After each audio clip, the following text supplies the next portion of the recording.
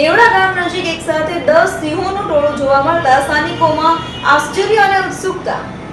ગીરના જંગલ વિસ્તારમાં સિંહોની સંખ્યા સતત વધતી અને તેમની મુક્ત અવરજવર ફરી એકવાર જોવા મળી છે। ધારી તાલુકાના દેવડા ગામ નજીક એક સાથે 10 સિંહોનું ટોળું જોવા મળતા સ્થાનિકોમાં આશ્ચર્ય અને ઉત્સુકતા જોવા મળી હતી। દેવડા ગામ નજીક ગત રાત્રે 10 સિંહોનું ટોળું જોવા મળ્યું હતું। જંગલ વિસ્તારને અડીને આવેલા વિસ્તારમાં સિંહોની હાજરીને કારણે સ્થાનિક લોકોમાં ભારે કૌતુક સર્જાયું હતું। સિંહો શાંતિપૂર્ણ રીતે અવરજવર કરતા જોવા મળ્યા હતા, જેના દ્રશ્યો કેટલાક લોકોએ પોતાના મોબાઈલ કેમેરામાં કેદ કર્યા હતા।